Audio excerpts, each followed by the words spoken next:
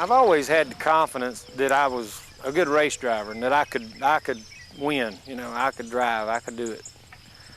But if I didn't have racing, if today racing was over with, yeah, I'd have some regrets because I hadn't won the Daytona 500. Yeah, I'd have some regrets because I couldn't race anymore, because I'd miss it.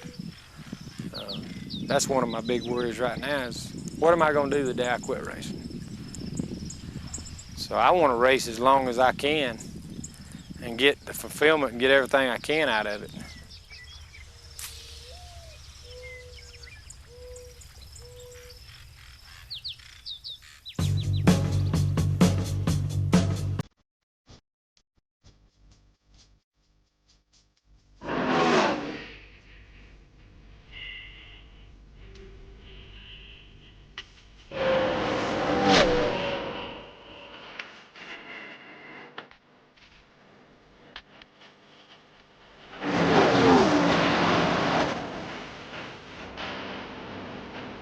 Dale Earnhardt. Well, he was simply NASCAR's biggest star. He was NASCAR.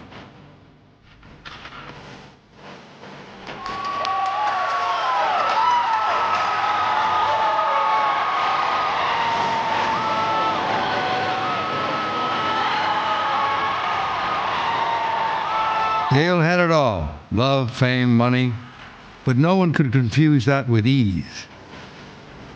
He had worked for every fan, every dollar, every win.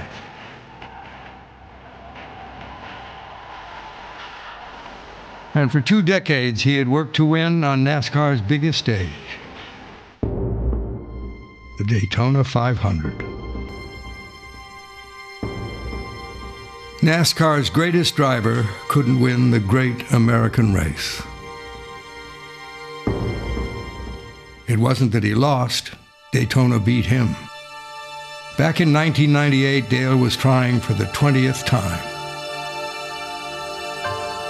This one is a little bit different, Alan. You just sense it in the garage area. The adrenaline's a little bit higher. There's so much more at stake. Will Earnhardt finally win a 500? The man has just accomplished everything there is to be accomplished in this business except win its biggest race. It's not just that Dale Earnhardt hasn't won this race. It's how close he's come, how many times.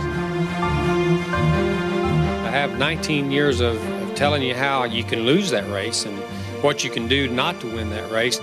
You don't know why you can't win the most important race in history. Now they're saying Earnhardt may have to come in for gas. Well, here comes Benny Parsons. They slowed down so much that Benny, well, not that Benny isn't running that well, but, you know, they're holding him up now. The leaders are. I wouldn't want a lap car in there. There's Earnhardt's crew standing out ready to come in. And Earnhardt is coming in. Absolutely out of gas. The white flag coming down to Dale Earnhardt. 1 lap to go. Does anybody have anything left with the man in black? 4-car shootout to decide it all. Dale Earnhardt. Here comes Doug Cope down on the inside. Earnhardt has Earnhardt slopping back. Something is amiss. Here comes the field driving for the finish. And on the outside, it is car number 10, Derek Cope. Something amiss on the Earnhardt car. Coming to the line. It's Labonte pulling up, and an amazing finish. The Whitcomb Racing Team has won it. Unbelievable. Looked like Earnhardt had a tire go down maybe as he went into the turn. Here goes a pass. Gordon making a move on the inside of Earnhardt. Oh, Jack's loose.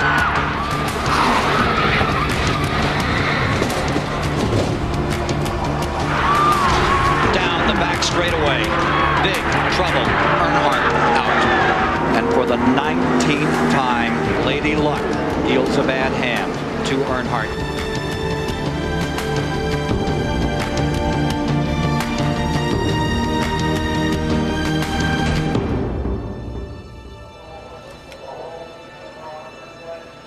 Going there in the 20th year, it felt good from the first time on the racetrack.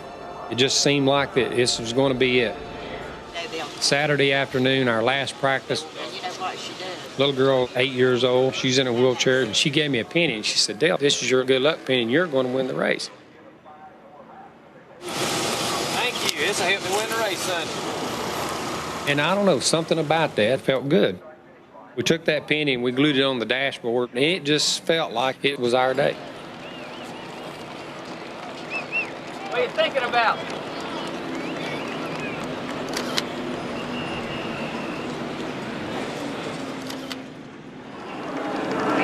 And to start the 50th anniversary season of NASCAR, the 40th Daytona 500 is underway.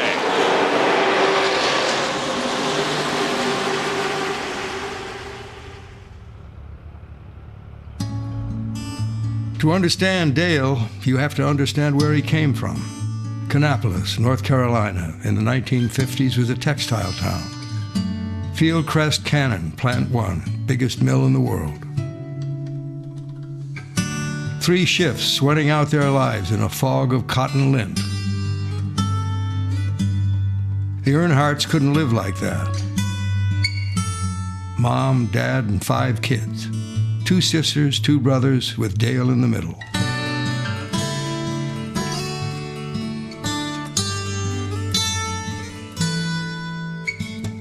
I grew up in a racing family. I was really fortunate to grow up in the family I did. My dad was my hero and the one I patterned myself after. Ralph Earnhardt quit the mill to race on short tracks across the Carolinas. A good night meant $100 and not too much red dirt on your car. Come out of the house in the morning, my dad had been gone racing on a Saturday night, and I'd come out on a Sunday morning. I could walk around his race car and about tell where he finished by the dirt on the car, whether there's a lot on the front or if there's not much on the front. If he not much on the front, he probably won. Growing up with Dad as a racer is all we knew. Other families were unusual to us because the racing was our life. And we didn't know any different. I mean, I don't know of anything that I lacked for, you know. Dale learned bench racing when Daddy would sit in the shop. Dad would take a piece of chalk and draw the racetrack out on the floor, and he would show him, you know, where to enter, where to brake, where to get back on it, and Dale always paid attention to that. I stood on a truck or on a tire and went around and around every lap with my dad, and more or less raced every lap with him. I watched him so many laps that when I got in a race car, I felt like I knew how to drive. I felt like I had what it took. He said, Mom, I wish I didn't have to do nothing but just get in that race car and drive it. He just did not want to go to school. He wanted to work on race cars and mess with cars. First thing in my mind was, I'm quitting school, I'm working on race cars. And I did. He wasn't happy about that, but I did. He said, boy, if you just get your high school education, I'll buy you a brand new car tomorrow. I'll buy you a brand new car. If I just finished school for that, man, I'd been all right. I regret that more than anything in my life. Ralph could have put him in a car, but he wouldn't put him in a car. If he wanted to drive, he had to go out and find his own ride. If he had learned one thing from watching his dad, it was that no one would give him anything. You had to race for it. If he won, Dale would make his daddy proud, but he never got that chance.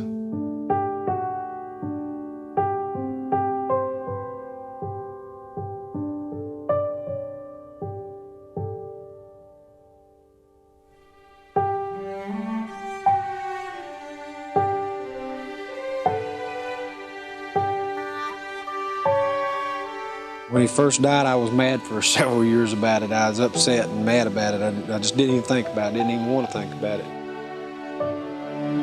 But as I started in racing, I got thinking about a lot of things he did and how he was successful on the racetrack. I patterned myself after the way he drove, I reckon.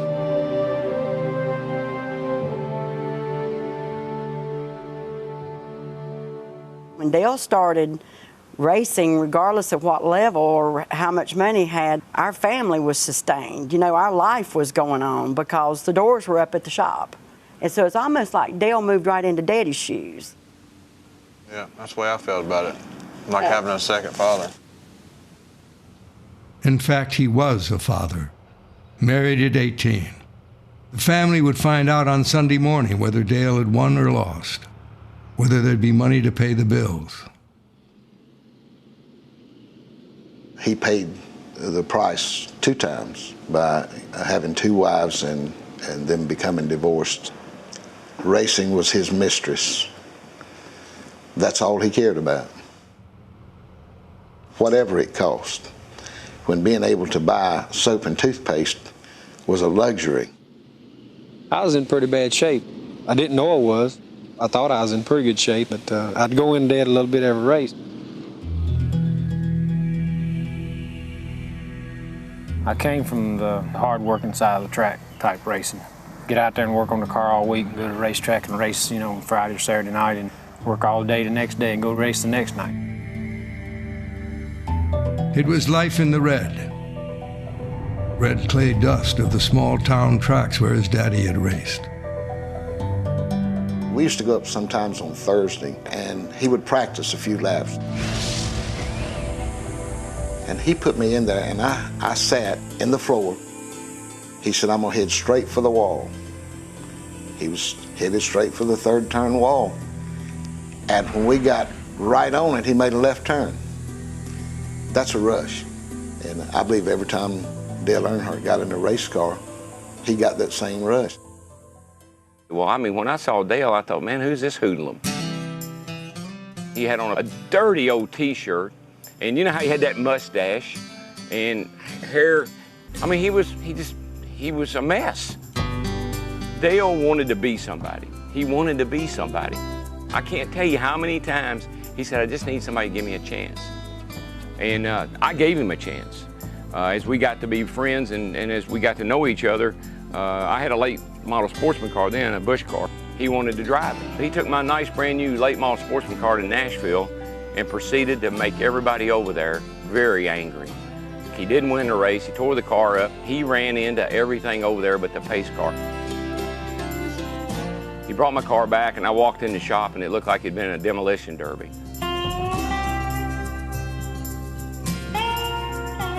He was a chunk of coal. We all figured he'd be a diamond someday, but it was going to take a lot of polishing.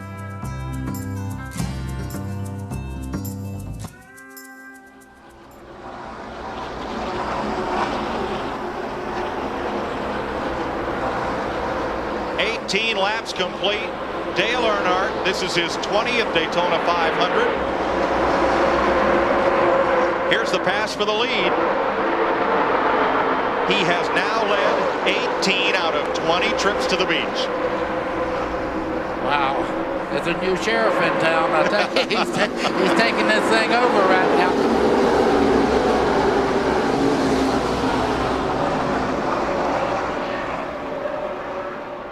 He strived and he worked so hard and ran so well at Daytona and never had that Daytona 500 victory.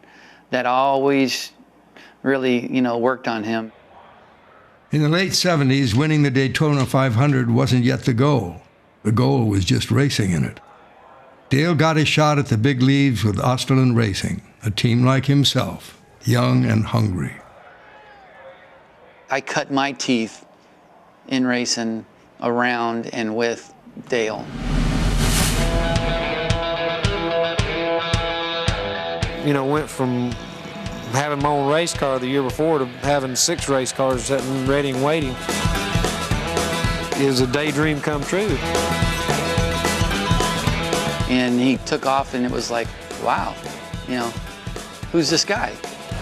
Now there's the kid to watch. This kid Earnhardt in the Osterlund number 2, the car out of California, the driver from North Carolina. 2nd generation driver. His father, one of the most famous short track drivers in American racing history, the well-known Ralph Earnhardt. Dale Earnhardt going to the lead. 3 wide. Taking Bobby Allison with him. 3 wide. Earnhardt not intimidated. Every time when you saw him come by, he's all leaned over and he's got that thing digging coming out of the corner. We spent a lot of time together. We would jump in the boat after a race and we'd go water skiing. Me driving the boat and Dale's back on the tube saying, come on, you can't knock me off. That was our time to get away. Dale got his first win, then won Rookie of the Year, And in 1980, just his second season, he was champion of NASCAR. Dale was 29. For the first time in his life, he was a winner.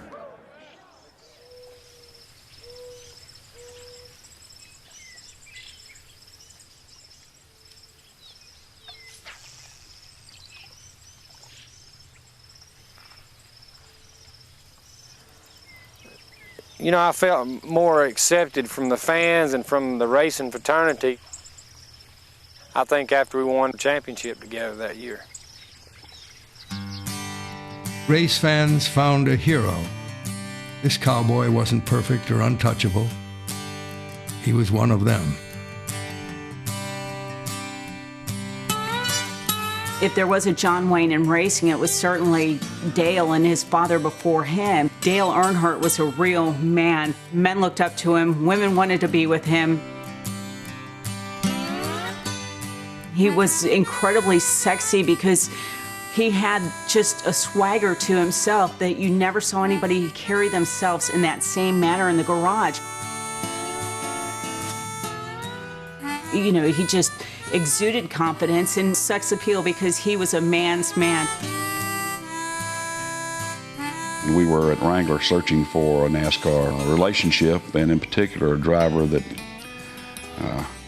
fit the image of Wrangler jeans, the NASCAR equivalent of the Great American Cowboy, and we found him right away in Dale. He was robust, down to earth, honest, and he fit right in with our advertising campaign at that time called One Tough Customer. Use of that term was made evidently clear to me after a very bad wreck that he went through in Pocono, I think the '82 season.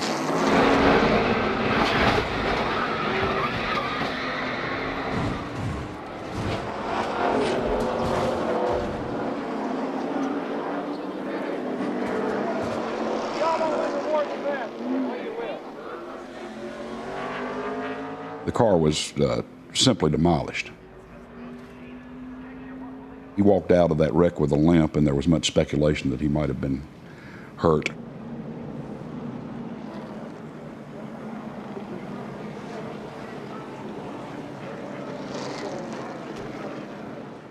I got a call that night from one of the team members. Dale broke his leg. I said, my goodness. He said, don't worry. He's having it operated on tomorrow, but you can't tell anybody because he doesn't want anybody to know, because if NASCAR finds out, they probably won't let him race. I don't know when NASCAR ever found out that his leg was broke, but he sure enough raced the next week. And he was one tough customer.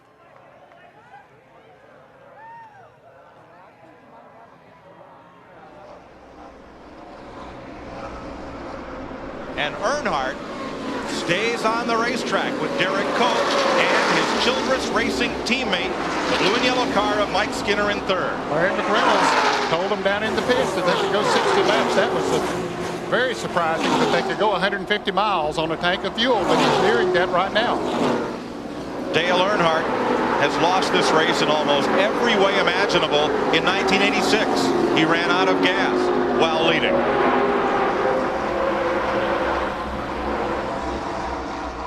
It was something that, without having a Daytona 500 to his portfolio as a winner, and as many times that he had came close, it wouldn't have been fair. Richard Childress is an image of NASCAR success, but his early career and life was a mirror image of Dale's.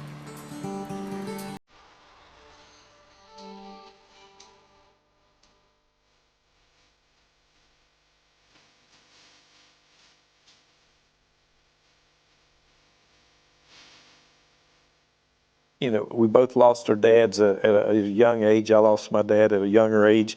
We both worked really hard as kids coming up.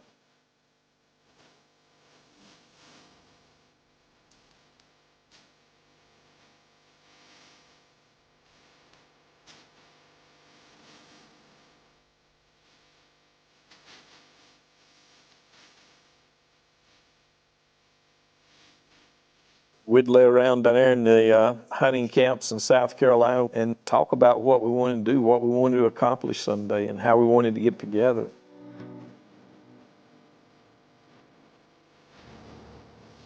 Childress had the car, Earnhardt had the talent. A friendship turned into a partnership.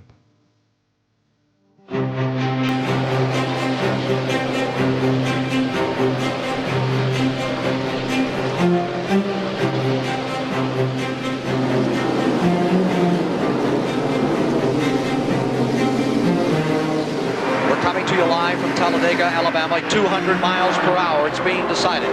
Terry Labonte out of Corpus Christi, Texas, is now leading the number 3 for Dale Earnhardt. That Chevrolet works in second place. I think he's sitting exactly where he wants to be right now. Does Dale Earnhardt tell you he's in the spot where he wants to be?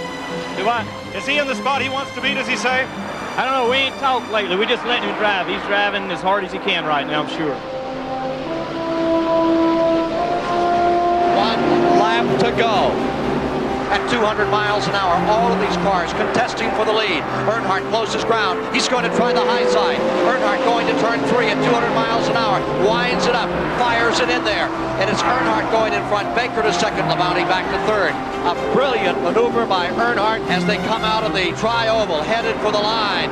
The question will be who will be second. The checkered flag belongs today to the Richard Childress crew. Dale Earnhardt's crowd on pit road, ecstatic. So that's the story of the 1984 Talladega 500. We won a race, did pretty good in '84, our first year. Second year, I think we lost like 11 or 12 engines. And now we see a plume of smoke coming out from the right rear of the Dale Earnhardt automobile, and that is never, of course, a good sign. I said, Dale, you need to go somewhere else. I said, you need to go drive for somebody else. You're too good a race driver to sit here. And he just looked over at me and said, look, we did this thing together, we got in it together, and we're going to finish it together. Rest of it's history.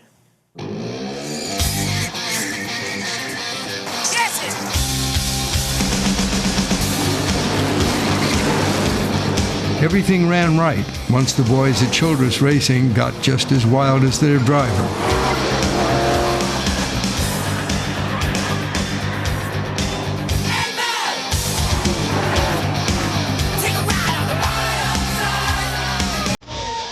"16 wins in just 2 years.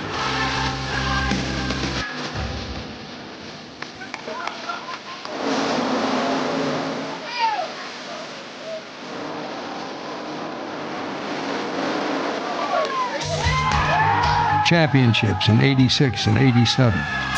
This was something beyond success. See this guy here? Huh? 6'6", 280 pounds. You think Ernie Elliott's gonna match him? You see back there? Ed Miller. He's so bad we got him chained. Come on, get in here, Chuck. You can't give Chalk a belt. We are ready. Ready. What else? What else? Do you want some of that? Come and get it. Come and get it. We all, you know, I like to tell everybody we didn't like each other. We all loved each other, and it kind of grew, and we had the same group of people for a long time. We were kind of like the fans in the stands. We'd sit there and watch with amazement at the things he would do, just like the people in the grandstands were doing. We're racing at Richmond, and it's back in the old Richmond track. And he's got the car is totally covered in mud, and he hollers on the radio, "Richard, I need to pit."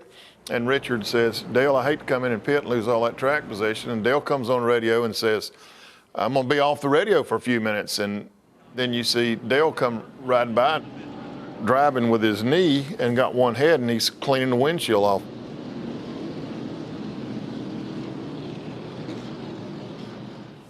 He was teaching us stuff and we didn't even know it, about driving and being able to accomplish your goals.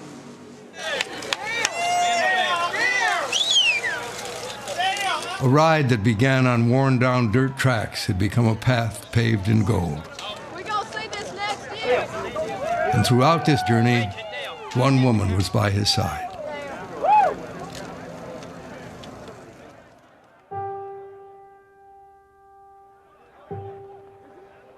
I met my wife, Teresa. Her father raced Hal Houston, so she's been in racing for a long time, around racing. Yeah, I did grow up in racing, and I understand that life. I've always been around it, so it was very natural for me. She's been with me since 1978 in racing, and she was with me when I was a rookie and decided to get married in '82, and been the best thing that ever happened. Wish I'd have married her in '78. He was definitely always driven, but he had to sacrifice relationships to get to where he was. There's a lot of pressure in racing. It gets very intense. And if you don't understand that, you don't have a chance at a relationship. It definitely was a joint partnership. I was really lucky when I lucked up on Teresa, and she came along and helped me handle my business side, and she's been the lawyer in the family, so to speak. I don't know. I think our relationship must have been so different from normal people's because we put our personal relationship before business. And I think that's probably why it worked so well, is because we knew we always came first.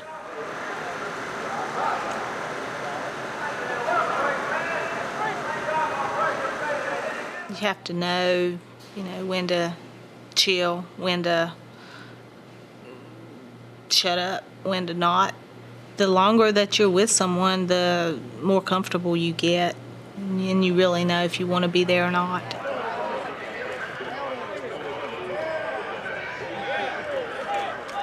What a lot of people have said is that he would do whatever it took and that he didn't care about anything but racing. That's not true. He cared about a lot of other things but racing, but he would do whatever it took to get the job done. Family moved to the forefront of Dale's life when he gained full custody of the children from his second marriage. Our mom really couldn't, her only means was to go back to Virginia where she was from and live with her mother. Dad had just come off the year winning the championship, and she thought that maybe he could provide a, better means for us to live than she could at the time, so we moved in with him on the lake. And I just remember then we got to go to the store and pick out a black and white television for our rooms, and that was we didn't have TV in our rooms before that, so it was kind of cool. Remember that? Yeah. One of the things I remember us doing a lot was going riding on the pontoon, just going for a ride. He always tried to get everybody together and go for boat rides and just cruise around.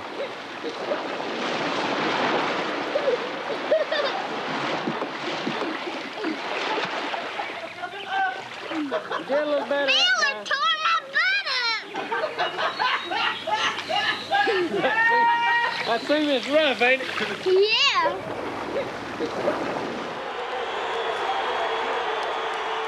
We went to a lot of races as kids. Yeah, I went as much as I could go. Yeah. And you begged to go every week. I pulled for Daddy, and I wanted him to win.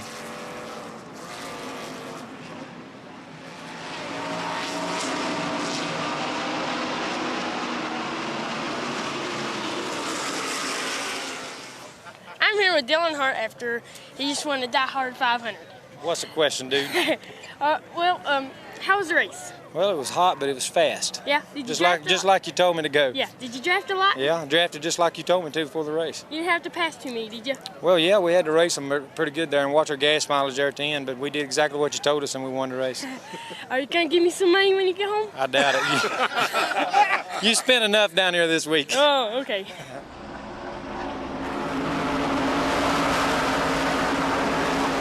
Often, Dale Jr. had to admire his hero from afar. He had so much on his mind, it was really hard to get him to yourself.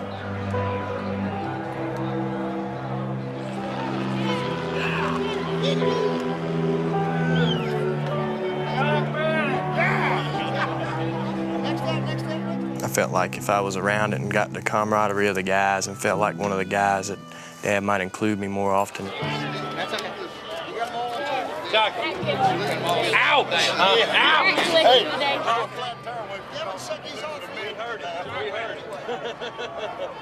Victory Lane enhanced all my daydreams about my future. You know, I always daydreamed about driving and winning and, you know, the things that I wanted to do and accomplish. Just dreaming of the day I was going to win races. Would you like to have a career in racing, and if so, what would you like to do, Dale? Well, I want to be a race car driver someday. It's a great sport. I love it to death. It's all I've ever known, racing.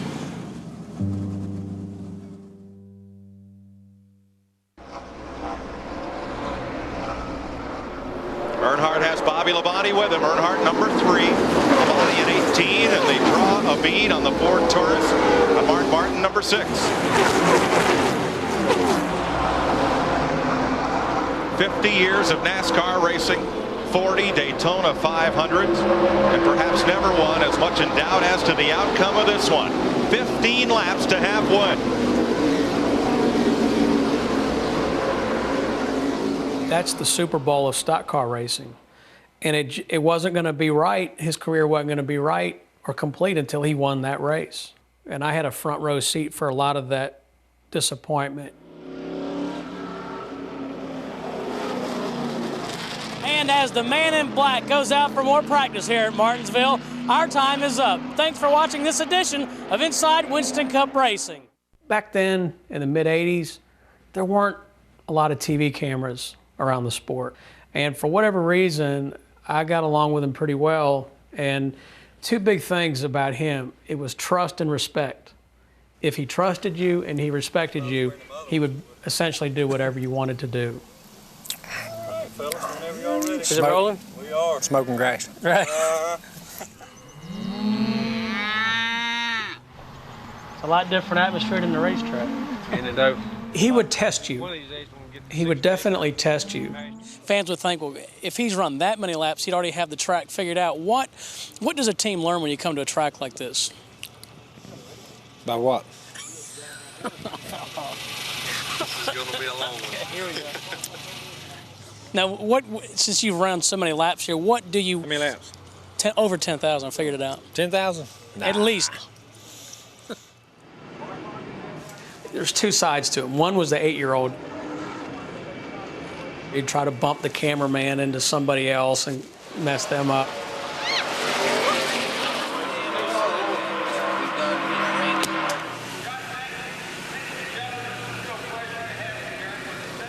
We were doing a shoot on Lake Norman, and he had this deal with a bass boat company. And I was sitting on the bow of the boat on this little tiny seat, holding on to the seat with my left hand, camera in the right hand, and he had his hat pulled down in his eyes, and he had the throttle down as fast as it would go. All of a sudden, I just felt this thump. And I shot straight out of the seat, the camera went up, and all I could think was, oh my God, this expensive camera is gonna go on the lake and I'm responsible for it. So I jumped up. As I jumped up, he pulled the throttle back, and I caught it with my elbow, and as it came down, it hit me in a place where it hurts to be hit. And he started laughing. He said, "You had a wreck."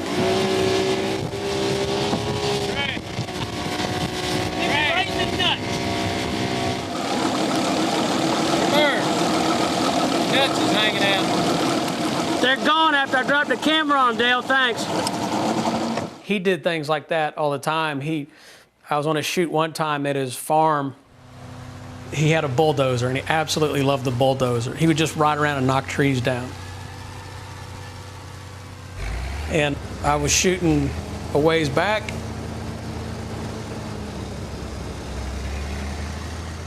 And all of a sudden, I realized this tree is headed right for me.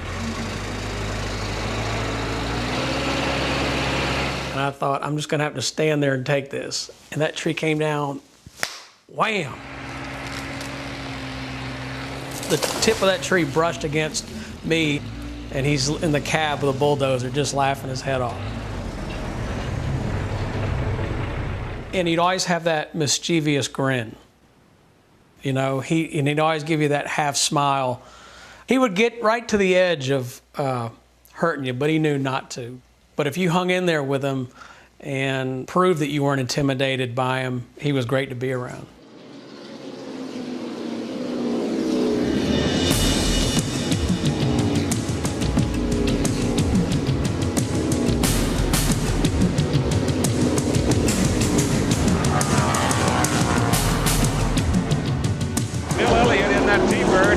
Running faster than anybody all day, and he closes right in behind. Look how close he is to Earnhardt coming down off turn number 4. Elliott trying to slide underneath him, and Dale won't buy it.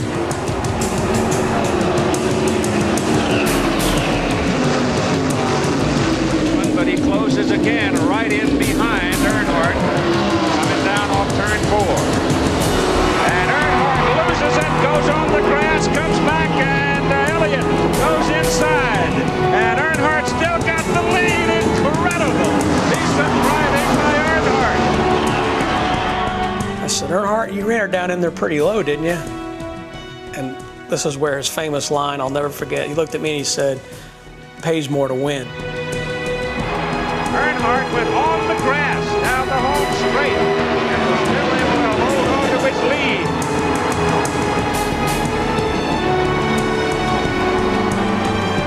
Now look at this.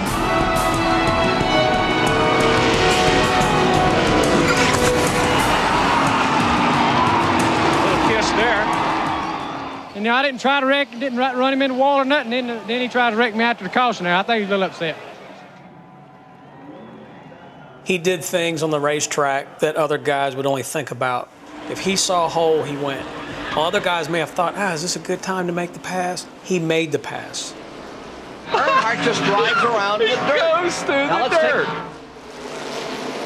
When you get your front end in there, and the guy tries to cut you off, or he tries to do what he can to keep you back there, you stand your ground. And a lot of times it comes out bad, but a lot of times you win races too. Certainly, if you asked Darrell Waltrip, he would say he was too aggressive. Everything was cool until we started to compete against each other. And when you start to compete against even your best friend or even your brother, sometimes it brings out the worst in a relationship. I was on top, Dale wanted to be on top. I had everything that Dale wanted, and Dale was going to take it away from me. We just started really as a friendly rivalry. And it grew out of that, really. It was kind of harmless. But once he got into Cup, and once he started to have some success, then it turned into, at times, just really ugly. They may get together right anytime the next couple of laps. Like, how about right now? Earnhardt on the outside. Waltrip in the number 11 on the inside. Dale and I were having one of those, Dale and Darrell duels. It's getting late. There's only 10 or 15 laps to go. There's where you want to make your move into. Hello. I'm here. I just want to let you know, in case you're dozing, that I'm around. Keeps chopping me off, blocking me. I can't get by him. There he is on the inside. He's down there. Earnhardt cuts him off. So I gave him a shot, and he got all loose, and I got a little run on him. I thought, dadgummit, he cut me off again. Nobody's got anything coming right now. Oh, they get sideways. He hit him coming off, and he hit him going in. And I get him sideways, and I think I got him this time. No, I couldn't get him. And Darrell Waltrip may have it. He's along. He cannot make it. So I go down into turn 1. I drop my left sides off in the dirt. I go in there as hard as I can. Body slam into Earnhardt and shoot him up the racetrack, and I got him this time. Now Waltrip on the inside. Side by side. Well, we get off of turn 2, and he gave me a shot. Oh! There you go. And when he did, it took us both out. Darrell Waltrip's alongside of him. There's the hook. Bang. Earnhardt came down, caught the right rear of Darrell's car. Car torn all to pieces, disintegrated. He spun too. Cars wrecking everywhere. A disappointed, discouraged Waltrip trying to gather himself up, climbing out. Thought he was going to victory lane. Just hung up with old Darrell. We got in the wall. that could have hurt me. And I know Dale wouldn't intentionally do it, but he could be really ruthless. And that day, he was pretty ruthless. Dale wasn't racing to make friends. Friends got in the way.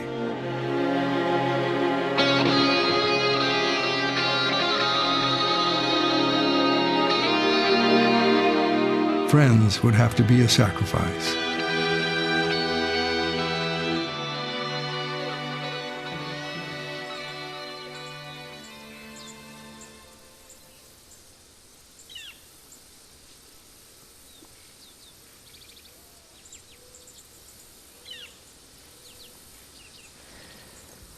It's hard to have a friendship in racing and be consistently friends.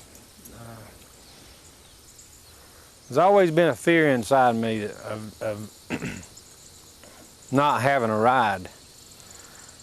People would think after championships that you would be comfortable with your ride. Yeah, I've always worried about not making it or losing it, not having it. That is a thought to worry.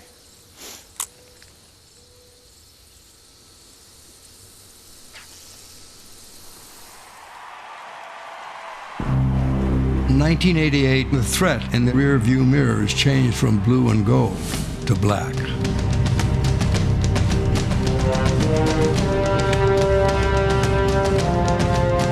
The nickname The Intimidator just came along.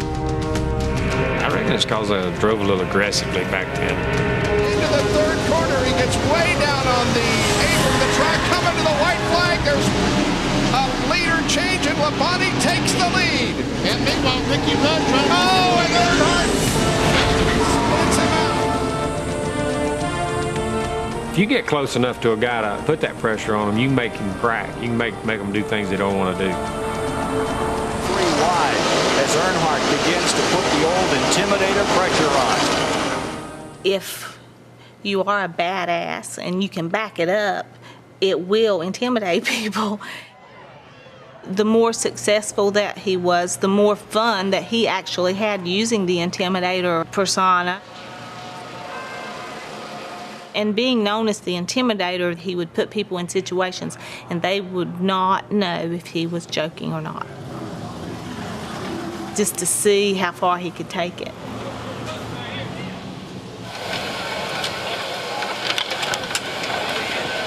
Man, y'all should have been set up. I can't wait on this setup time. I will say this, Dale could look at people, and just by looking at someone, Dale could make them doubt themselves. Yeah, you can use a little psychology on people. Well, that's the way you win championships, is to consistently keep the pressure on.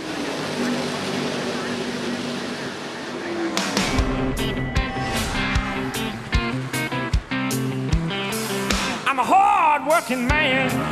They call them the Flying Aces, and you're about to see why. David Smith on Jack.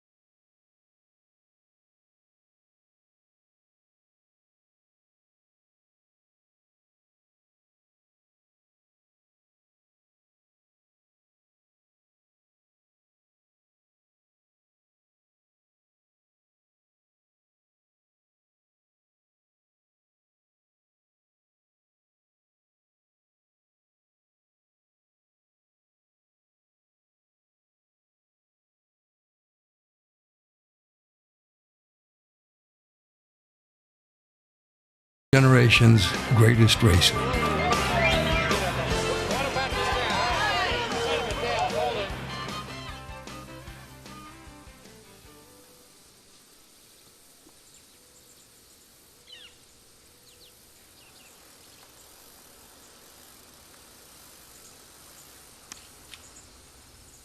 Them guys put me in position to win. Without that, I couldn't have won. So it's teamwork. I guarantee it's teamwork. And there's not a day or a race that goes by that I think I'm doing it by myself. And when I start saying I did this and I did that, I hope Richard Childress shoves his fist in my mouth. The bond and the trust that we built in each other is we would tell each other like it was. And I can think back, we never had a big disagreement about anything. Now there's so much that time and memory fade away. Got our own things to write, and chances we gotta take. We could lean on each other no matter what the situation was. We play keep. We were climbing a mountain over in New Mexico. That day, for some reason, Dale's horse got to slipping on a rock and it started flipping back over. Here the horse come flipping down the mountain. He and I fell off the mountain together. Dale thought it'd kill me and the horse. I remember we got back at camp that night. I said, if it would have killed me today on that mountain and I wouldn't have made it, I said, you know you'd have had to go and race, don't you?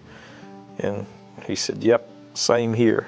So I always remembered that story.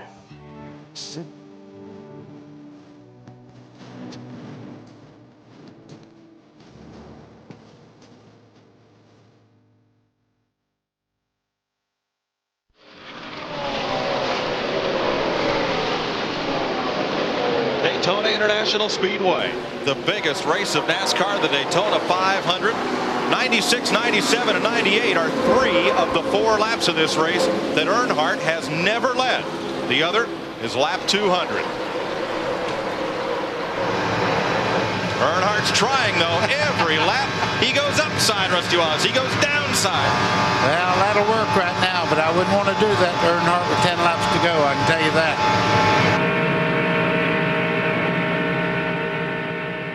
It was the holy grail. You say, yeah, but 7-time Winston Cup champ, and people say, yeah, but Daytona 500. I decided that my son needed to see a super speedway. I went down to Talladega. I got media clearance to go down among the transporters. I found Dale's transporter. My son gathered up all his courage and said, Mr. Earnhardt, can I go touch your car? And Dale, instant grin, said, not only that, I'll make you a deal. I need you to touch my car today because it's going to bring me good luck. And if I win, I want you to come down and join me in victory lane. So Dale moves through the crowd, and my son pressed his little palm against this black number 3. We said our goodbyes. Earnhardt pulls off this spectacular Talladega win. Earnhardt, here comes Jarrett. Here comes Burton. Earnhardt blocks the way. And Dale Earnhardt will win the Winston 500. Let the celebrations begin. There we are. The champagne is just starting. I move my son up.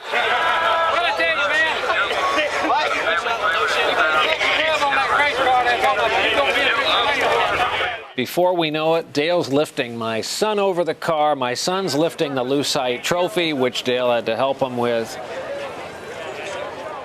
It was really the first real live action superhero my son had gotten to know.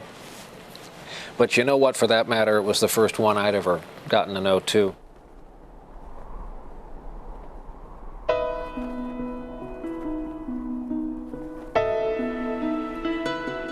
If you're out there working for a living with your hands, boy, this was your guy. It was kind of like, of the 43 cars out there, that black one with the 3 on it really was running for you.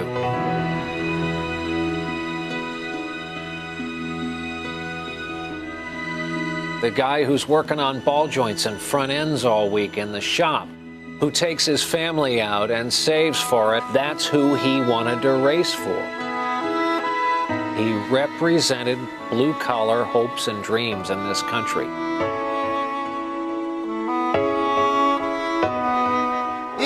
represented us. And that's, I guess, the best way you could say it. He was me. He was my idol. I don't care what he did, he was my idol. He did what all of us dream of doing. He was grassroots. He was right there just like us in the ditches, working on his farm. Kathy! I thought I drove race cars for a living.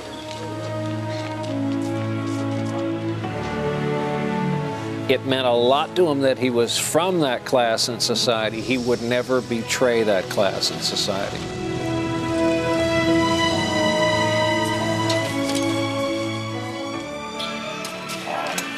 We've got a new road race car we're building. This is the road race seat I'm fixing.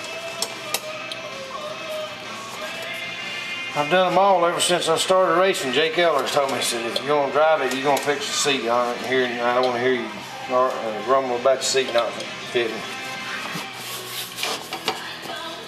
Good time.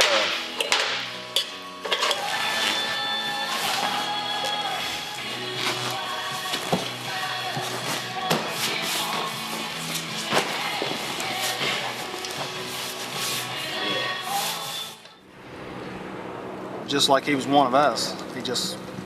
And he never forgot that. He never got out here and said, well, I'm Dale Earnhardt. Get out of my face, I ain't signed no autographs, you know. He never forgot where it came from.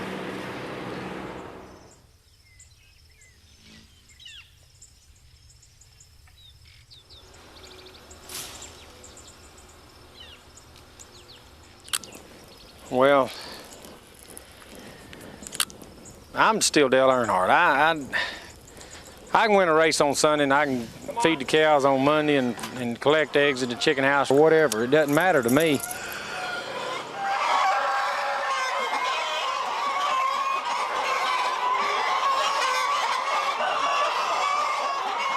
Because we win doesn't change my attitude or my way of life.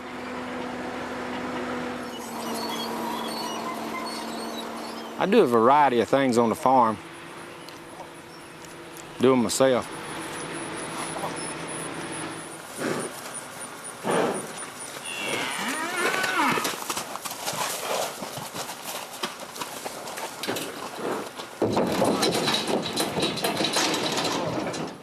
I'm a jack of all trades and the master of none.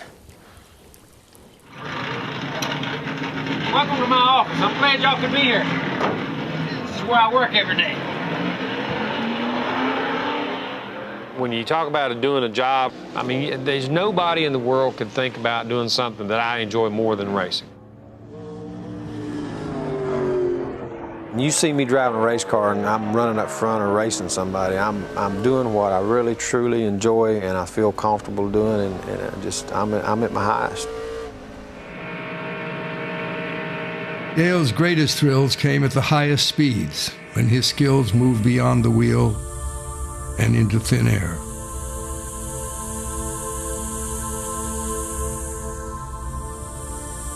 Guiding his car into slipstreams that few others could find. The explanation was simple, if not mystical. He could see the air. They claim I can see air, but it's really air that's coming off the car, and I understand where it's at or should be. I anticipate it as much as I can see it.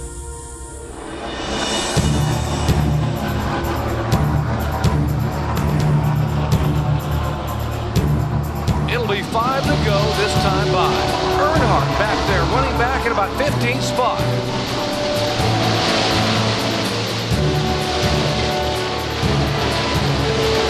And here comes Earnhardt, 3 wide. How did he get through all those cars?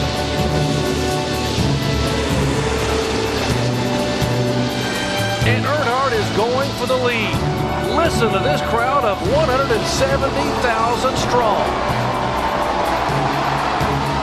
Dale Earnhardt Sr. has come from 17th spot in 4 laps to lead it here on the final lap.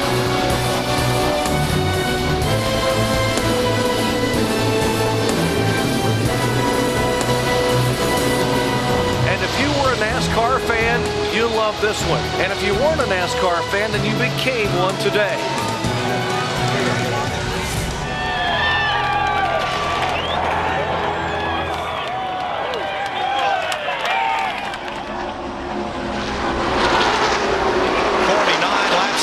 the Daytona 500. Dale Earnhardt's been coming here for 20 years trying to win this race. I tell you, with the luck that Dale Earnhardt's had here in Daytona for the 500, a creak in the back of that car would sound like a cowbell to him. I guarantee you, he's sitting there wondering, is something else going to happen to me? Earnhardt has lost this race every which way you can, and usually in the closing laps. Just how many heartbreaks that he had just chokes me up even thinking about it, because I knew in his heart how much it meant to him to win that race.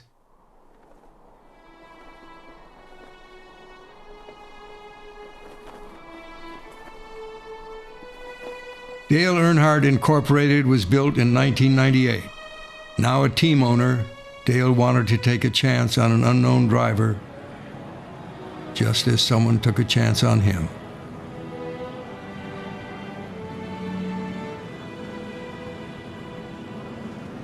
He left a message on my answer machine, and I just kind of erased it. Thought it was friends of mine kidding around. There was a message like, how come you don't call me back? I'm called you twice now, you know? And I said, oh my God, that's Dale Earnhardt. When I first moved down here, I actually lived at Dale's house. Well, I couldn't sleep first couple nights because I'd lay in bed and I'm thinking, well, I'm in the Intimidator's house, and he's just like right upstairs, and I was just kind of petrified about that a little bit. And then, you know, he'd wake up at 4:30 in the morning, and he'd come down and he would kick into my bed and be like, all right, Park, get up. You know, and I'd get up and it'd be dark out. And he's like, come on, we're gonna go down the farm. There was nothing on his side of the truck. Like, if he wanted to show you something, it was always like, look at them deer over there. There's a turkey. Something. Turkey. That's my cow over there, you know? He hit you in the chest again and point. She's sort of hanging there. The gobbler should be here somewhere. You know, that's his cow. There's nothing ever on his side of the truck. He's never like, hey, look over here. I'd have him drop me off at the shop, and I was like, whew, now I can work on the race cars. You know, but you look back on it now, and you say, what great times.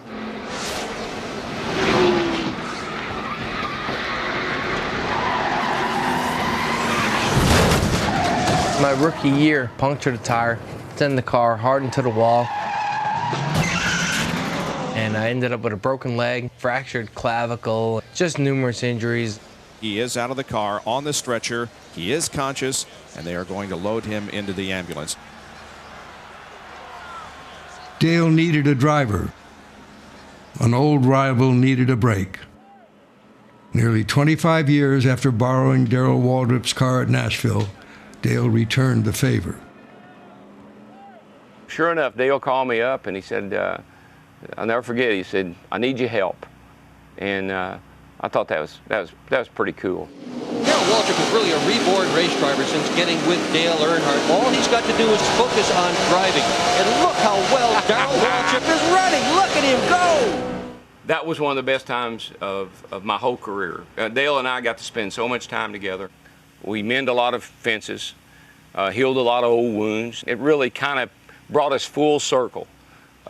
We started off needing each other and kind of working together and helping each other, and ended up doing that very same thing. And that was pretty special. Really showed the loyalty that he had. I mean, I don't think you see that in many teams anymore. You felt like you were family. He was a mentor and a dad, and he tried to show me the right way about life.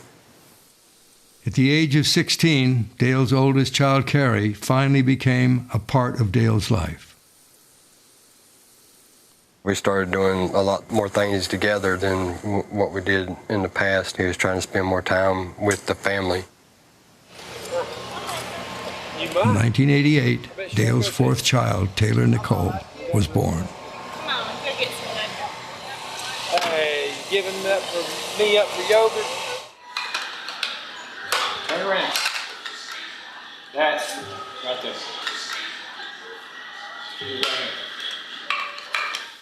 Hey, Taylor. Give me a kiss. Give Daddy a kiss. Give me a kiss. I love you. I love you. Every single day, every time he saw me, we'd always say I love you, we'd hug each other. You see multiple pictures of a race and stuff where I'd be kissing his cheek or whatever. We did that every single day. It was a very loving relationship. Learn to be daddy again. Taylor, she's been a great addition to our family. I enjoy having her and the family along with me as much as we were able. He was like the ultimate dad. Like I was a daddy's girl. I'd go everywhere with him. He was my idol. Well, I mean, when me and Kelly were born, he wasn't in no position to be a father. And then when Taylor was born, he had his life the way he wanted it, I guess, to be able to do that type of thing. Unfortunately, racing, you have to put a lot of stuff behind and sacrifice a lot to achieve a great amount in racing. When we were younger, he was away from home all the time, and I felt maybe a little bit cheated. Now that I'm racing and involved in a lot of things that he was doing when he started out, I kind of understand him more and where he was coming from before.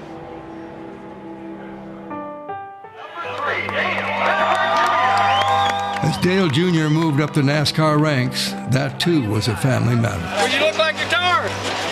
Huh? Sick and see that. He finally got a chance to live his racing dreams in a car owned by his father. He's a teddy bear.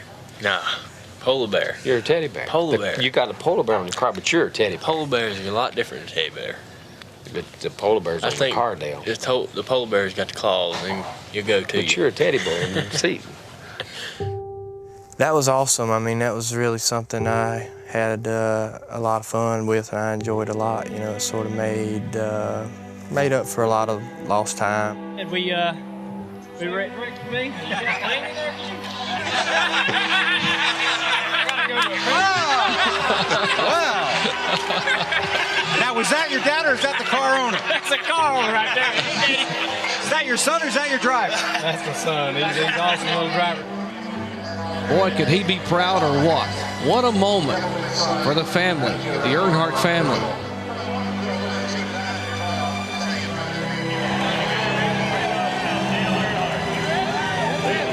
I just sat down and wrote this little, about a page and a half about how I felt about him as a person. So I read it to him, and he was just really happy. You know, he was like, man, you know, we don't talk about how, he just stood up and he said, we don't talk about how we feel about each other enough. He said, you don't really tell me no more than I tell you. And for you to tell me that and read that really sets it in stone. I know exactly where you stand, and that means a lot to me. I read it often. I just like to remind myself of what he meant to me. Sometimes you need reminding.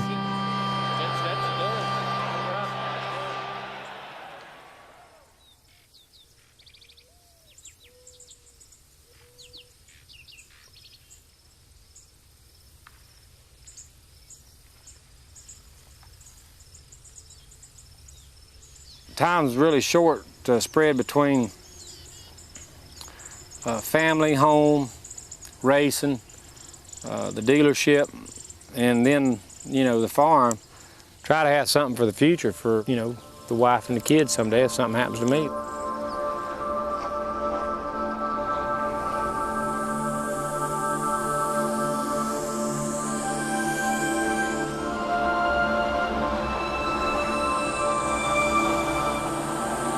Earnhardt on the inside and Sterling Marlin outside. And Ernie going with Earnhardt down on the inside. That's going to hit. Oh, big time trouble.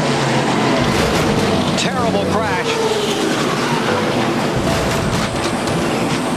Front of the field all torn up.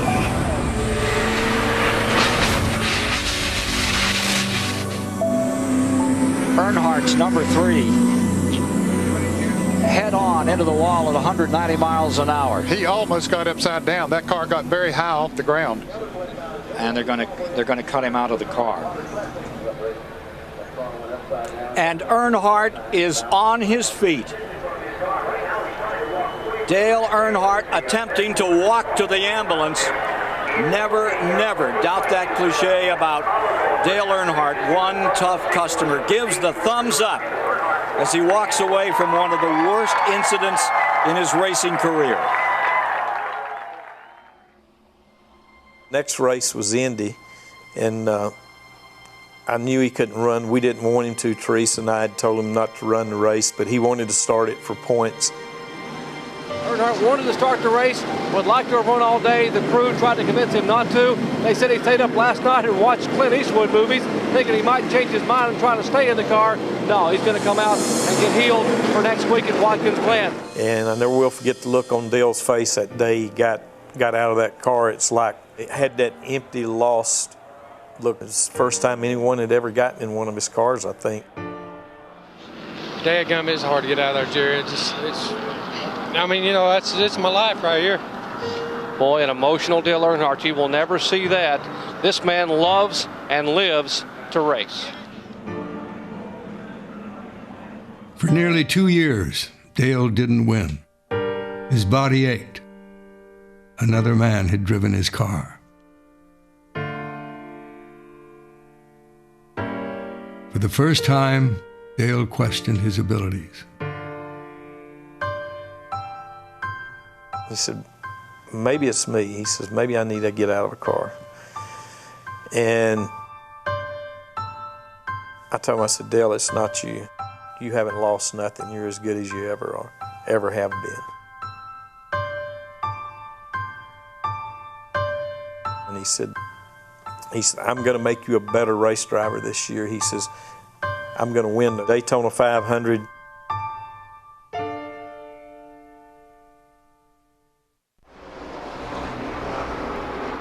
Working 172 laps, 430 miles complete. The story is Earnhardt striving, struggling to finally win this 500.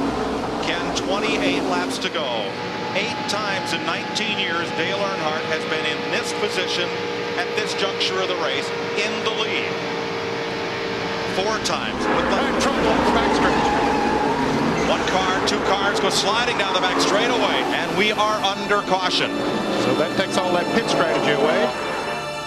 Pit road will be the center of action as Dale Earnhardt leads Jeremy Mayfield, Rusty Wallace, Jeff Gordon, and every one of those 17 cars on the lead lap. Earnhardt coming down pit road for what will be his final pit stop if all goes well. The plan, take 2 tires. That's what Rusty Waller's plan is as well.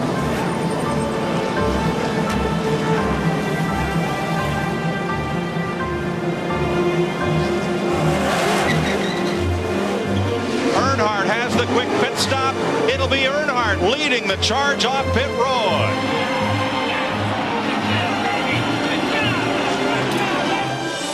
Seven times at this point in the race, with 20 laps to go, Earnhardt has been the leader. He still has yet to find the key to the gate in the Daytona 500. It's been 59 races since Earnhardt has had a victory. They're not going to wait for one to go.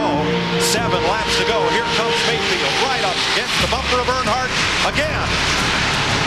Whoa.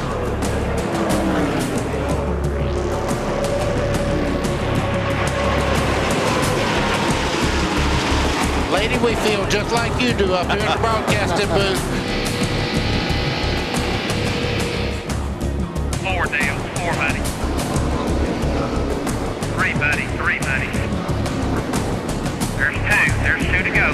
Remakes in the 500. Chevy, Pontiac, Ford. That's how they run. But Earnhardt has a benefit. There's a slow car up ahead. And there's trouble coming off of turn 2. Some cars get tangled. It might be this.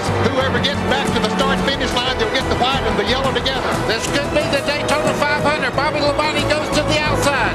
Labonte up high. Earnhardt uses the left car of Rick Maz as a pick. 20 years of trying, 20 years of frustration. Dale Earnhardt will come to the caution flag to win the Daytona 500.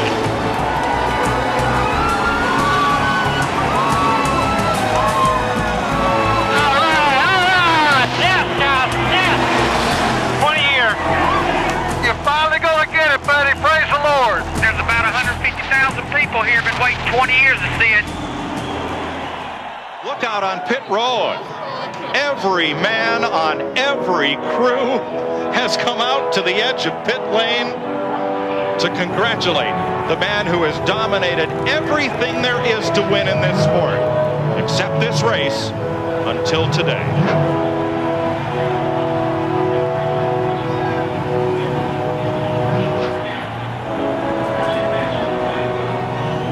I'll take a spin around in the Daytona 500 sign in the center of the infield. Hell yeah. Appreciate it.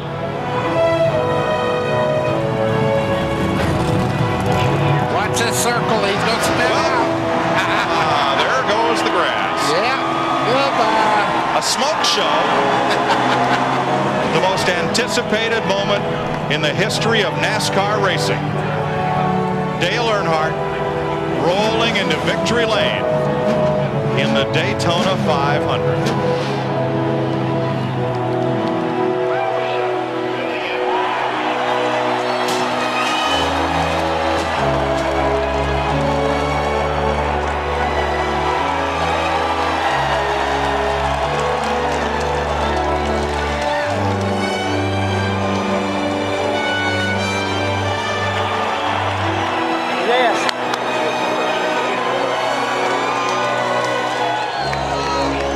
A lot of races. It's that trophy right there. My name's on it now. They can't take it off. My car's going in Daytona, USA. I don't care. I love it. I want it to be there. I took me a little spin in the grass so I could get the good out of it.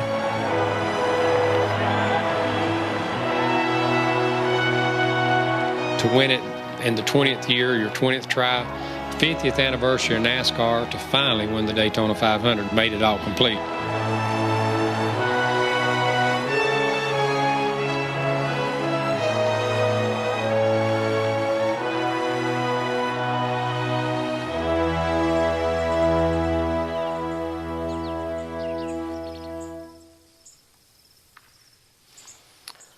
Racing's been great. It's been, you know, it's pretty neat to do something you thoroughly enjoy.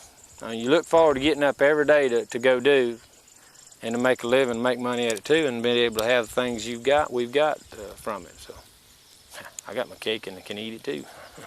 It's pretty neat.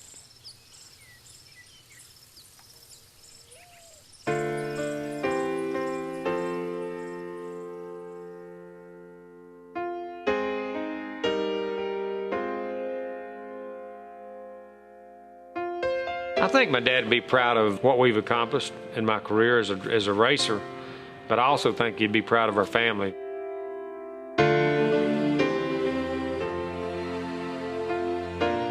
I've gotten to a point in my life to where I really enjoy a lot of things, and I can enjoy a lot of things, but I still like getting in a race car and racing and winning.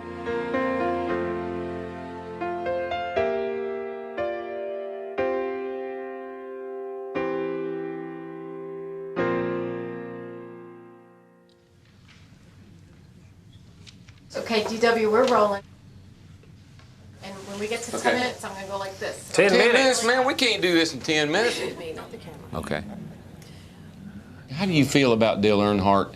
A lot better. I've known you a lot for so better long. today than I did several years ago, because of family, because of my life, because I think I'm a better person than I used to be. I got a great wife, a great family, proud of my kids, all of them, and I've really got it all right now. I got it all right now, Daryl. I got it all. No, you really do. I'm a lucky man. I have it all.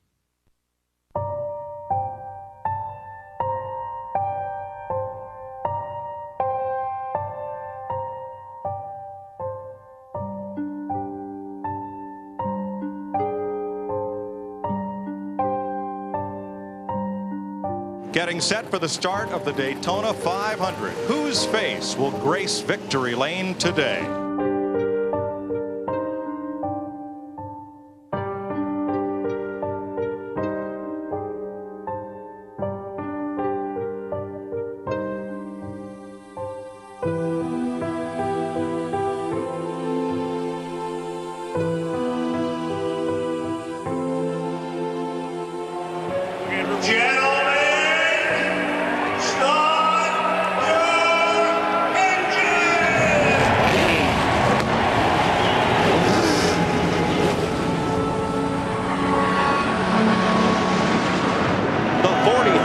annual Daytona 500 is set to get underway.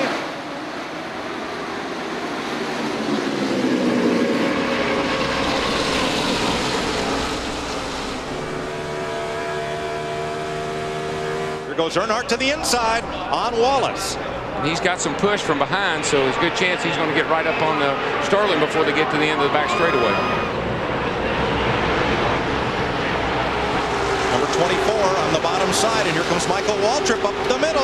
Hey, we hadn't talked about Uncle Mike all day, and there he is. Come on. A little bit of help from Steve Park, his teammate, but Steve goes back behind Gordon, going to the bottom side, 3 wide through the tri-oval. They're racing like it's the last lap, and there's still 35 to go.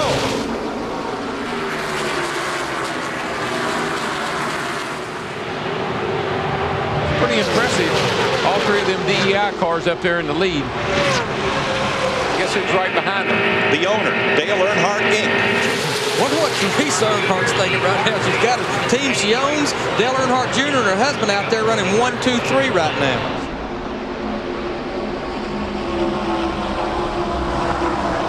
It's the big one. It's what we've all been fearing. This kind of racing is going to happen. A horrible crash on the back straightaway that began when Tony Stewart got turned sideways against the backstretch wall, number 20.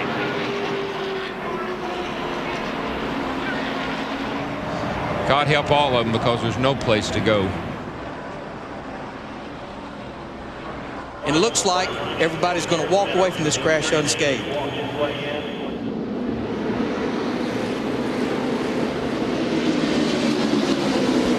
Look at them go. Here they come, gang. I told you. You think these guys would settle down, take it easy, say, hey, everybody's going to get a good finish? No way. They're going to race their hearts out. 3 wide into turn 1 again. Let me tell you, that's the best thing that Mikey's got going for him is those 2 cars behind him. You got to pass 2 cars to get to him. I believe Dale Jr. and Dale Sr. both are doing all they can to help Michael make that happen. Whoa! Look at Earnhardt. Sterling got into Earnhardt. Dale is doing everything he can to keep Sterling behind him, because Dale knows that Sterling's got a fast car. We're coming around for the white flag. You got him, Mikey. You got him, man. You got him. Come on, man. Come on, baby. Come on. Get him in the 4. Get him in the 3 cars. Oh! Big trouble. Oh. Big wreck behind them. Beat him back. Come on.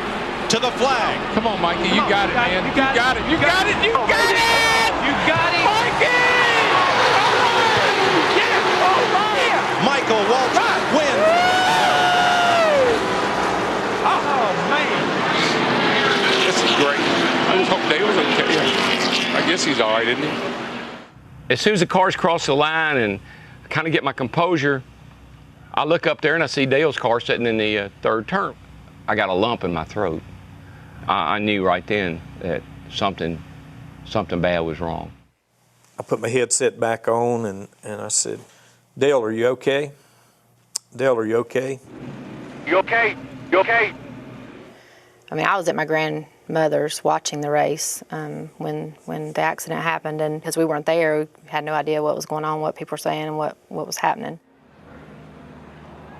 Saw the crash and saw the cars sitting over there and saw the ambulances and everything, and it looked really dramatized and really dramatic looking, and it just looked odd. Yeah, I think everybody were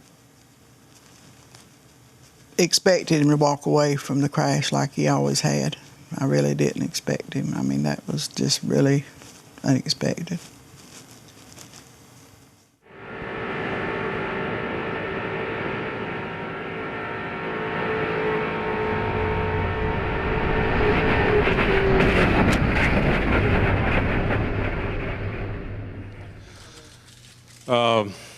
This is undoubtedly one of the toughest announcements that I've ever personally had to make. But after the accident in turn 4 at the end of the Daytona 500, we've lost Dale Earnhardt. I just can't believe it. I just can't believe it.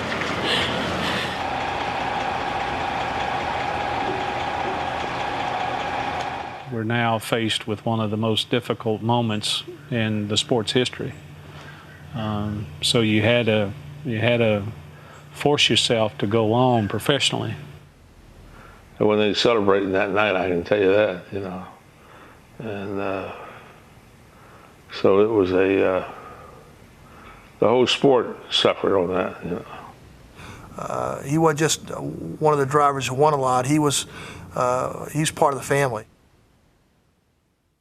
You know, the worst part, I think, was like when they put his face on there on television and you'd see 1951-2001, and that was just when it hit, and you knew that it wasn't no dream.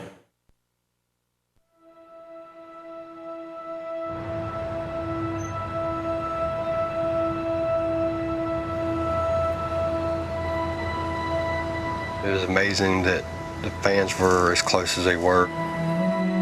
You know, they come out to the DEI and just hung out for a couple of days and just, you know, mourned with us, you know, grieved with us.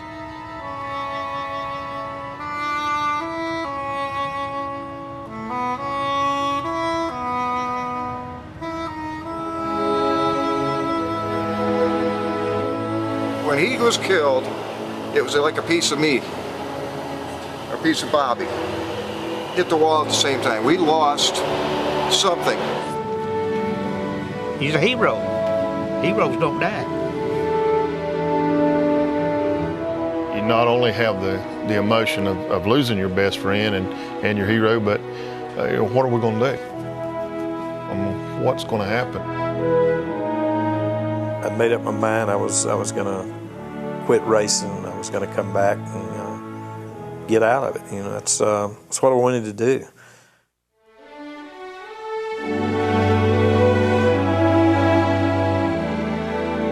I go back to my conversation on the mountain that day. We knew that wasn't what Dale would have wanted. And I said, go ahead and paint the car white, find the next number available, and we'll stick that on the car. Well, I don't know that I really had much choice. There's hundreds of people that compete for this company. Everybody had a job to do. When I got to Rockingham, cloudy, cold, rainy day. When I drove in the motor coach lot, where Dale's coach would normally be parked, was just flowers. It was just so sad.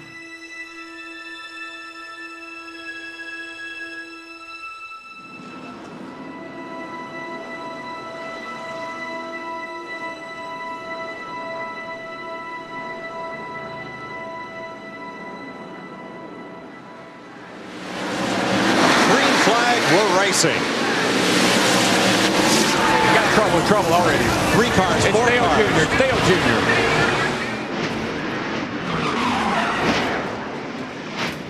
And it is Earnhardt Jr.'s car who comes to rest against the outside wall. And from the last lap of last Sunday to the first lap of this. This cannot be happening to that young man.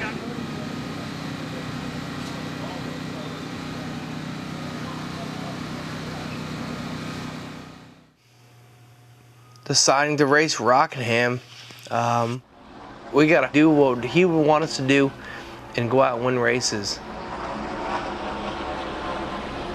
The last 5 laps, I started thinking, we're in a position to win this race. I was emotionally falling apart in the car. Here we go. And then finally, a voice came over my shoulder and said, "Suck it up, boy. Get it done. Go win this damn race." 1 lap to go. This is it. Park wiggled and got into Labonte. All right, Bobby's off early. He's off early. He's going to gas it hard. And here they're going to come to the line. It's going to be a photo finish. Park has the run off the high side. He clears Labonte, and Steve Park scores the 2nd straight win for Earnhardt Incorporated.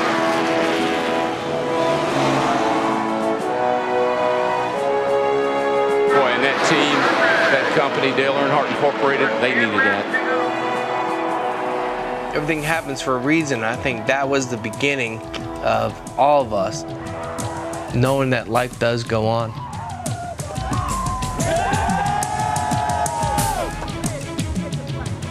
Two weeks later in Atlanta, the healing continued.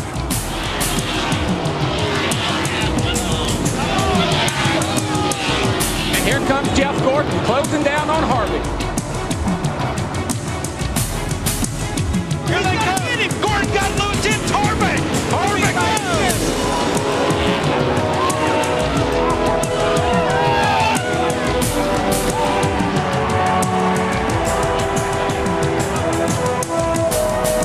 That is ever so. 6/1000ths of a second. A replay of a year ago with Dale Earnhardt and Bobby Lamont. Richard, what an emotional win. What does this afternoon mean to you? Hard to say.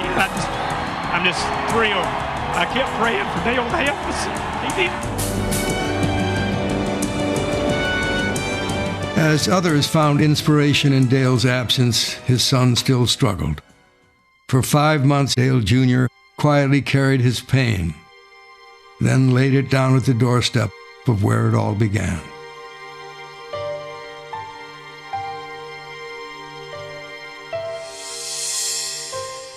The fact that my father lost his life there makes it a special place. That corner in that racetrack, that's a part of my life. My father was in the same situation. I mean, he lost his father at about the same age.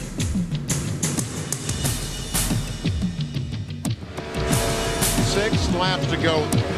Earnhardt Jr. lying back, trying to get him a run. Passing on the restricted plate racetrack is a tough thing to do. Can Dale Jr. win this race?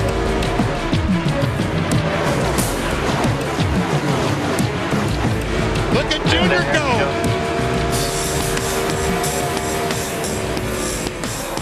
Jr. for second spot. Mayfield pushes him along in the draft. Dale Earnhardt Jr. goes for the lead. To the outside for the lead in turn 4. Dale Earnhardt Jr. rockets to the front of Daytona. Listen to the crowd. White flag is out. Final lap at Daytona. 180,000 on their feet, screaming wildly. Come on, baby. Here they come. Turn 4. Final lap of the Pepsi 400. Dale Earnhardt Jr. using lessons learned from his father to go from 6th to 1st and score the victory in the Pepsi 400.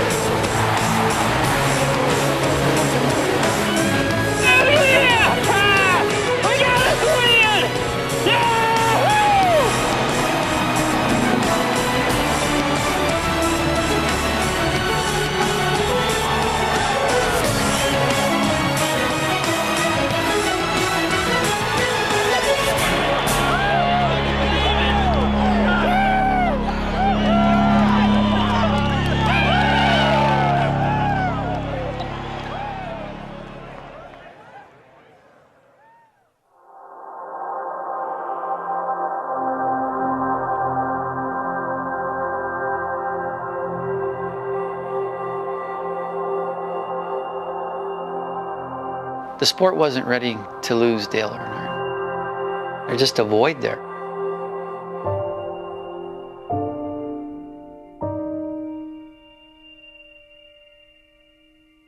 There's not a day goes by that I don't think about him, and I certainly don't ever walk into a racetrack without thinking about him.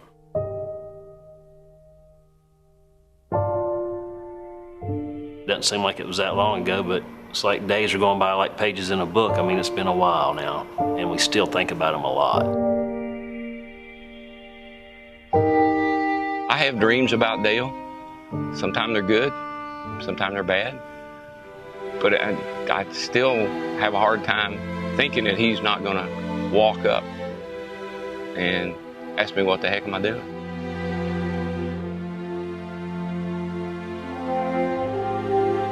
I miss a lot of things about Dale, but one of the things I really missed was he'd call me at least once a week at home at night or something, and he'd say, "Finished that glass of wine yet?" I said, "No." He said, "Well, grab it and come over." And he said, "Sit down, let's talk a while." He was a special friend. He would be one that I could count on my one hand. It just amazes me how many people love my son. They always will, I think. That's something I think about with my children is I want my daughters to understand how caring he was to people, how giving he was, how talented he was as a race car driver, you know, but I want them to know the person that he was as well. That comes along once every 50 to 100 years where you get a guy like that. And just like when I go read that thing I wrote, I hope everybody is still fresh on their mind of how good he was and how tough it is to stand up and stack up next to him.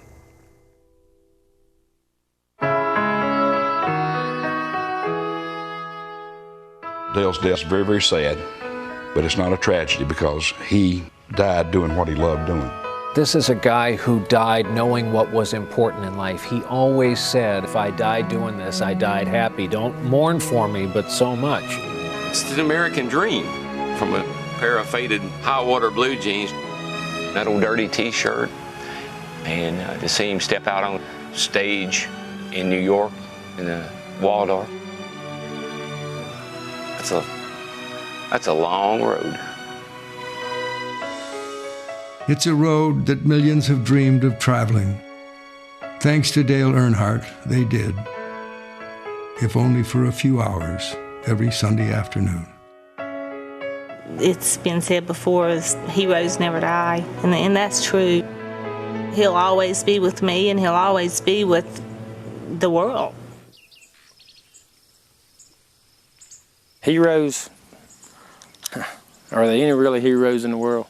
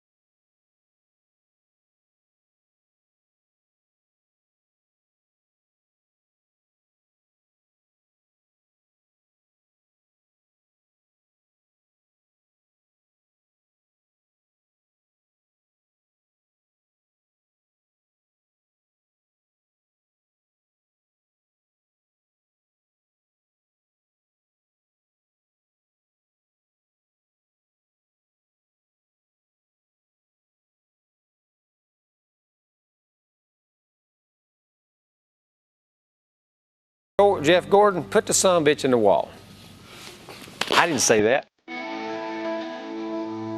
Don't be cutting. I'm on a roll. Like when I'm on a roll, that's not a bad time to cut. I had my brain waves working. Everything was tuned in, and you know, I don't know if I can get back there or not. Everybody got it? Thanks, guys.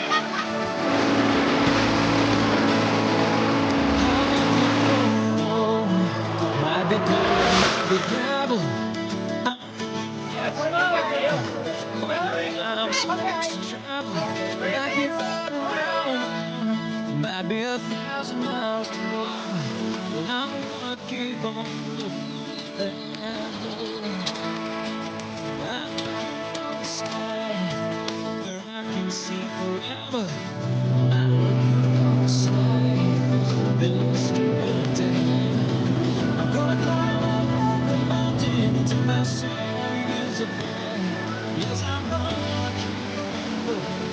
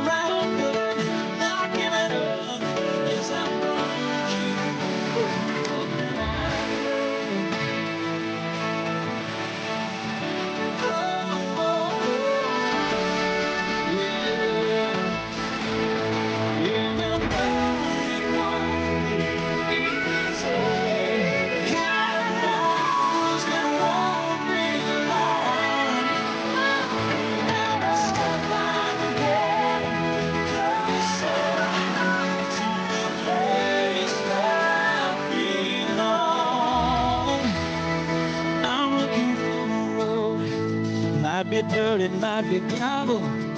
I'm looking for only I'm supposed to travel. Might be slow, but I'm gonna keep on.